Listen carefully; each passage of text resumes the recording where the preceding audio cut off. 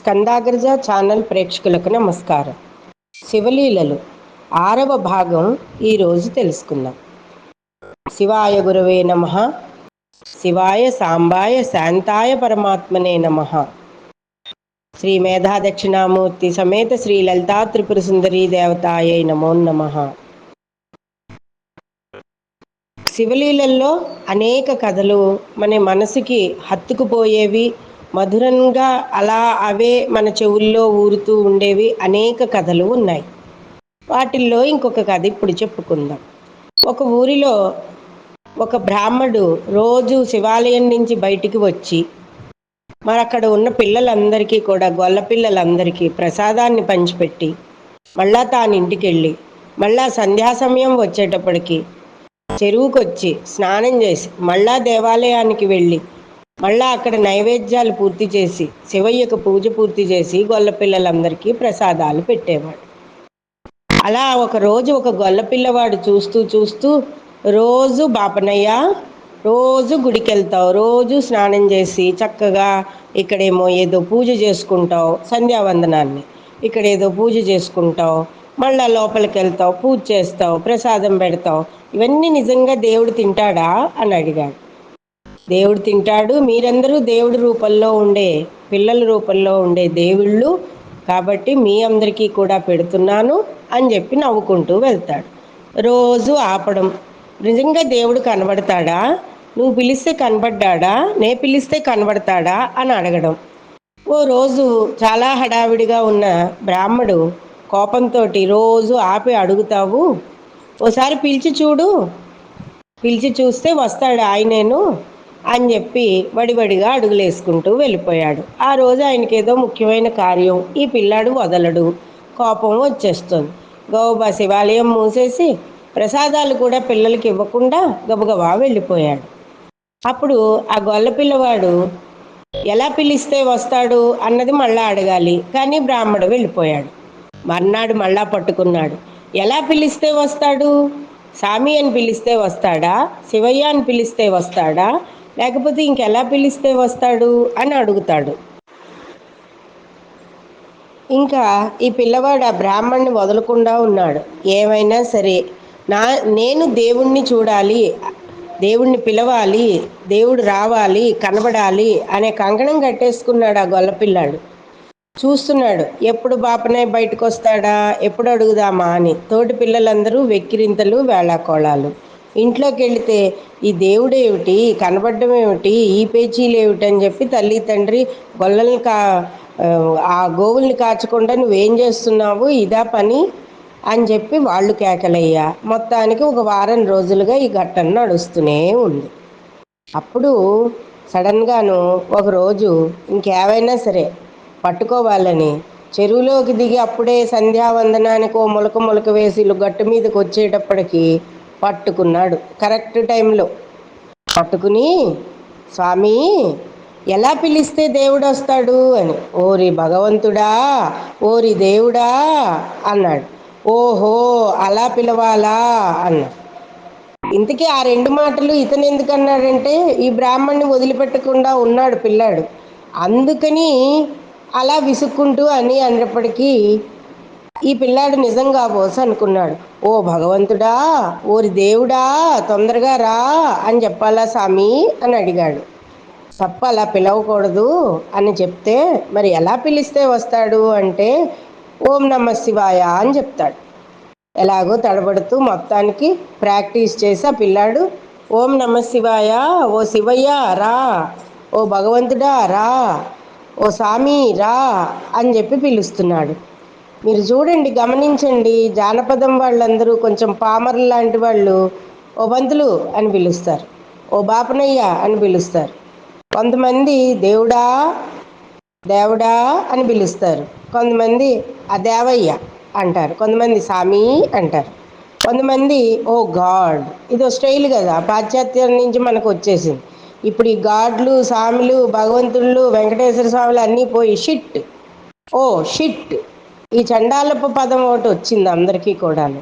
ఇది మాట్లాడడమే మన మీద వేసినంత ఫలితాన్ని ఇస్తుంది. ఒక మాట గరుడ పురాణంలో అదే చెప్తున్నారు. మాట వల్ల వచ్చే ఉమ్, వాటికి వేసే శిక్షలు యమధర్మరాజు ఒక మాట మాట్లాడడం వల్ల వేసే శిక్షలు పాపాలు ఇన్ని అన్నీ కాదు. అది సరదాకైనా, సీరియస్కైనా, ముఖ్యమైన పని మీదైనా, ఎవరితో మాట్లాడుతున్నా, వేళాకోళమైనా, కోపమైనా కొన్ని మాటలు దిగజారి మాట్లాడకూడదు అన్నదే మనకి గరుడ పురాణం నేర్పుతున్నది. ఎందుకంటే కొట్టినందుకు, వ్యభిచారం చేసినందుకు, దొంగతనం చేసినందుకు, హత్య చేసినందుకు, చేయించినందుకు కాదుట. మాట మాట మాట. అందుకే ఆ నుంచి బండిరా వరకు ఉన్న అక్షరాలన్నింటికీ కూడా అమ్మవారు స్వరూపంగానే చెప్పబడ్డాయి అక్షరమాలంతా కూడా. అందుకే జాగ్రత్తగా మాట్లాడాలి సుమా అని చెప్తున్నారు.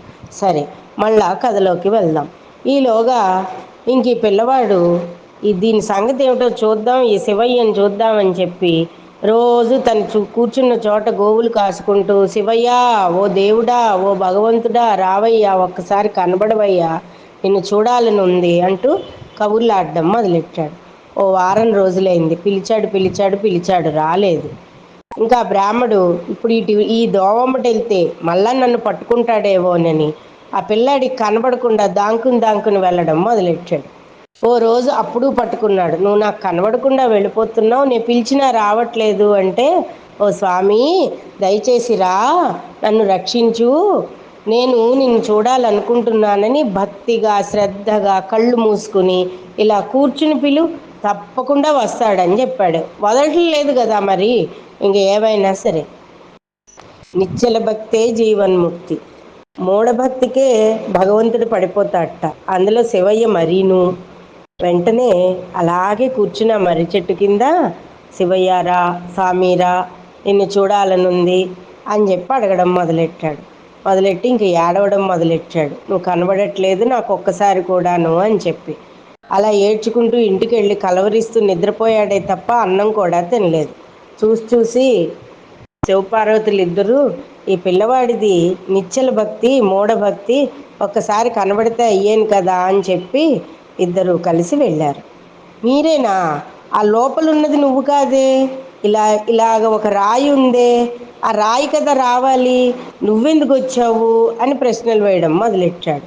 అమ్మో, ఈ అబ్బాయి చాలా గడుసువాడేను అని చెప్పి, నేనే అక్కడ ఉంటాను, నేను ఇక్కడ ఉంటాను అంటే, మరి అయితే నా కోసం ఏం తెచ్చావు అక్కడి నుంచి అనగానే శివయ్య అన్నాడు, నువ్వు నా కోసం ఏం పెడుతున్నావు అని అడిగాడు. అడగగానే, నా దగ్గర ఇప్పుడు ఏమీ లేదు, నేను ఇందాక పొద్దున్నే మా అమ్మ ఇచ్చిన చద్దన్నం తినేసాను, రేపు తీసుకొస్తాను కదా, పెడతానులే అని చెప్తాడు. సరే, రేపు ఈ టైంకి వస్తాను అని చెప్తాడు. సరే, వెళ్తాడు. శివయ్య అటు కైలాసానికి బయలుదేరి వెళ్తాడు. ఇతని ఇంటికి వెళ్ళి అమ్మ నాన్నతోటి, నాకు బాపనయ్య ఇలా చేయమని చెప్పాడు, చెప్పగానే నేను ఇలా చేశాను, శివయ్య పార్వతీదేవి వచ్చారు, నా కోసం ఏం తెచ్చావు అని అడిగితే, నువ్వు నాకేం పెడుతున్నావు అని అడిగాడు, రేపు కొంచెం ఎక్కువ అన్నం పెట్టు, నేను శివయ్యకు పట్టుకెళ్తానని చెప్తాడు. ఆశ్చర్యపోతారు. వీడికి పిచ్చి బాగా ముదిరిపోయింది, తలకి మందు పట్టించాలి, చీపురు కట్టెట్టి కొట్టాలి, ధూపం వెయ్యాలి అంటూ నానా తిట్టుకుంటోంది వాళ్ళ అమ్మ. నాకేం అవ్వలేదు, నేను నిజంగానే దేవుణ్ణి చూశాను, ఆయన వచ్చాడు అని చెప్తాడు. సరే, తల్లి అలా పక్కకి వెళ్ళగానే మర్రోంతన్నం డబ్బా నిండా కుక్కేసుకుని గబగబా వెళ్ళిపోతాడు. మళ్ళా మొదలు పెడతాడు. స్నేహితుల నుంచి పక్కకు వస్తాడు. పక్కకు వచ్చి గట్టిగా శ్రద్ధగా భక్తితో పిలుస్తాడు. పిలవగానే వస్తాడు. ఇదిగో మా అమ్మ ఇవాళ అన్నం పెట్టింది, ఇది బాగుంటుంది, పచ్చడి బాగుంటుంది, తినవయ్యా అని చెప్తాడు. తిన్న తర్వాత అంతా అయిన తర్వాత, ఇవాళ నువ్వు వచ్చావని మా స్వామిలోరికి చెప్తాను, ఆ బ్రాహ్మడికి అన్నమాట, మా స్వామిలోరికి చెప్తాను, నువ్వు ఇవాళ ఈ బట్టలు కట్టుకున్నావు, మరి ఆ మెళ్ళో పాములు వేసుకున్నావు కదా, అవి నన్ను ఏమీ చెయ్యవా, మరి నువ్వు నన్ను దగ్గరికి పిలుస్తున్నావంటే నిన్నేమీ చెయ్యవు అని పార్వతీదేవి శివుడు కూడా ఆ పిల్లవాడిని ఆశీర్వదిస్తారు. మళ్ళా రేపు వస్తాంలే అని చెప్పి వెళ్తారు. వెళ్ళగానే అలాగే అని చెప్తాడు. ఈలోగా బ్రాహ్మడు బయటకు వస్తే, 2 రోజులుగా శివయ్య వస్తున్నాడు, నువ్వు చెప్పినట్టుగా చేశాను, ఇవాళ నేను అన్నం కూడా పెట్టానంటే వీడికి పిచ్చి బాగా ముదిరిపోయిందని ఆ బ్రాహ్మడు కూడా తిట్టుకుంటూ, నవ్వుకుంటూ, ఇంకా కోపంతోటో నవ్వుతోటో బడిబడిగా అడుగులు వేసుకుంటూ, రేపు వస్తే నీకు చూపిస్తానులే అంటే, నేను వచ్చేదాకా ఉంటాడా అని ఉంటాడు, ఉండకపోతే ఏం చేయమంటావు స్వామి అని అడుగుతాడు. ఆ తాడెట్టి కట్టేయిరా, అక్కడే ఉంటాడు నీ కోసం అని చెప్పి అంటాడు. ఈసారి ఏమైనా సరే బాపనయ్యకి స్వాములూరికి చూపించాలి, వాళ్ళ అమ్మ నాన్నకి చూపించాలి, వాళ్ళ స్నేహితులకి చూపించాలి. ఓ తాడు సిద్ధం చేసి కూర్చున్నాడండి. పిలిచాడు, మీరు ఇప్పుడు వెళ్ళడానికి వీల్లేదు. శివయ్యకి పార్వతికి చెప్తున్నాడు, మీరు వెళ్ళడానికి వీల్లేదు, మా వాళ్ళందరూ నాకు పిచ్చి అంటున్నారు, మీరు కనబడండి, నాకు కనబడినట్టే నాతో మాట్లాడినట్టే వాళ్ళతో కూడా మాట్లాడండి అని చెప్పి మీరు ఇక్కడ నిలబడండి అని చెప్పి చెట్టుకి తీగ పెట్టి కట్టేస్తాడు. కట్టేసి అందరినీ పిలుస్తాడు. ఇదిగో చూడండి, లోపల సాములోని కట్టేశాను నేను ఇక్కడ. వీళ్ళందరూ వీడికి పిచ్చి పట్టింది, అక్కడ ఎవరూ లేరు, అక్కడ ఎవరూ లేరని నవ్వుతున్నారు. లేకపోవడం ఏంటి, అదిగో శివయ్య, ఇదిగో పార్వతమ్మ, ఇదిగో ఈ నగలు వేసుకుంది ఆవిడ, ఇదిగో ఆయన మెడలో ఇవి వేసుకున్నాడు అని ఇవన్నీ చెప్తున్నాడు. కనబడట్లేదు, కనబడట్లేదు, ఎవ్వరికీ కనబడట్లేదు. చివరికి ఆ బ్రాహ్మణుడికే, స్వామి ఏమిటి లీల, ఈ పిల్లాడు నిజం చెప్తున్నాడా అబద్ధం చెప్తున్నాడా అని ప్రసన్న వదనంతో ధ్యానం చేసి నమస్కారం చేసుకుంటే, మమ్మల్ని ఈ పిల్లాడు కట్టేశాడు అని చెప్పి ఇద్దరు ప్రత్యక్షమయ్యి చెప్తారు. అందుచేత నిశ్చల భక్తే జీవన్ముక్తి. మనస్సుని ప్రశాంతత చేసుకుని అమ్మవారి మీద కానీ, అయ్యవారి మీద కానీ, రాముల వారిని కానీ, ఎవరినైనా సరేనండి, భగవద్ధ్యానం చేసుకుంటే భగవంతుడు తప్పకుండా మనకి దర్శనం ఇస్తాడు. ఒకసారి ఏదో ఒక రూపంలో వస్తూ ఉంటారు. నిజంగా చెప్పాలంటే మేము కర్నూలులో ఉన్నప్పుడు మా ఇంటి దగ్గర ఒక గుడి ఉండేది. ఆ గుళ్ళోను ఆయన్ని స్వామి అని పిలిచేవారు. ఆయన పేరు రామకృష్ణ గారు, రాధాకృష్ణ గారు ఏదో ఉండేది. 30 ఏళ్ళు అయిపోయింది, నాకు గుర్తులేదు. కానీ అక్కడ ఎక్కువగా పంతులు గారిని అందరినీ పూజారులని, బ్రహ్మగారులని, మన గోదావరి జిల్లా ఇటు సైడ్ అంతా బ్రహ్మగారులు, శర్మగారులు అంటాం. అటు అయ్యవార్లు, స్వామి అలా పిలుస్తూ ఉంటారు. ఆయనకి నిజానికి కొంచెం కళ్ళు కూడా కాస్త పెద్ద ఆయనేను, చెవులు వినబడవు. కళ్ళజోడు కంపల్సరీ పెట్టుకోవాలి. ఆయన రావుల వారి గుళ్ళోనూ అమ్మవారి గుళ్ళోనూ కూడా ఆయనే చూసుకుంటూ ఉండారు. అక్కడ శివాలయం, రామాలయం కూడా ఉండేది. అక్కడ మేము ఉన్న టైంలో అయితే కొంచెం ఆ వీధిలో ఎవరో ఒకరికి ఫోన్ చేసి మరీ వచ్చి దోచేసుకునేవారు దొంగలు. ఆయన కర్నూలు కృష్ణనగర్లో ఎక్కడో ఉండేవారు. మేము సి క్యాంప్ వైపు బి క్యాంప్లో మేము ఉండేవాళ్ళం. ఆ రోజు అప్పట్లో పేపర్లలో కూడా వచ్చిందండి ఇది. ఆ వీధిలో ఒక 2-3 వీధులు, 4 వీధుల్లో లైట్లన్నీ ఆర్పేశారు, లైట్లు బంద్ చేశారు, తలుపులు కొట్టారు, కొన్ని ఇళ్ళు దోచేశారు, బాగా దొంగతనం జరిగింది.